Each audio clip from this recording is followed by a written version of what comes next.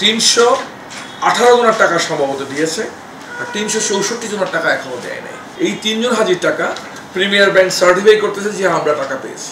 682 জন লোকের টাকা পাওয়ার সার্টিফিকেশন আমাদের কাছে আছে। ব্যাংকের কাছে টাকা জমা দিয়েছে, ব্যাংক সার্টিফিকেট দিয়েছে, এখন ব্যাংক টাকা দিতে চাচ্ছে না। তারা বলতেছে তাদের অ্যাকাউন্টে টাকা নেই। এটা আমি শুনবো না, এটা আমরা শুনবো না। তাদের টাকা দিতে হবে। টাকা না দিলে যদি হাজিরা যেতে না পারে, এর দায়িত্ব ওই ব্যাংকে নিতে হবে।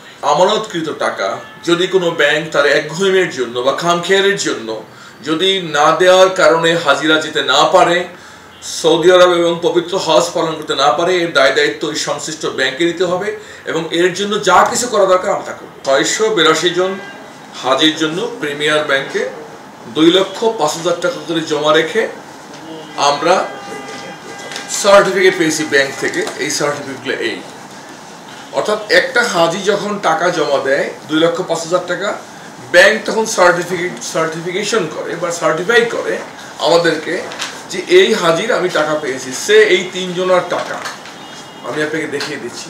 এই 3 জন হাজির টাকা প্রিমিয়ার ব্যাংক সার্টিফাই করতেছে যে আমরা টাকা পেয়েছি। তার মানে পার হাজি কত? 2,05,000 টাকা। এই টাকাটা সাধারণত আমরা বিমানের টিকিটের জন্য রাখি, আরও কিছু টাকা এক্সট্রা খরচ আছে। 682 জন লোকের টাকা পাওয়ার সার্টিফিকেশন আমাদের কাছে আছে, মানে অর্থাৎ সে টাকা পেয়েছে সেই সার্টিফিকেট তারা আমাদেরকে দিয়েছে। এটা অটো জেনারেটেড সার্টিফিকেট। দেওয়ার পরে আমরা রিকোয়েস্ট করলাম, তারা টাকা দিচ্ছে না। 318 জনের টাকা সম্ভবত দিয়েছে, আর 364 জনের টাকা এখনো দেয় নাই।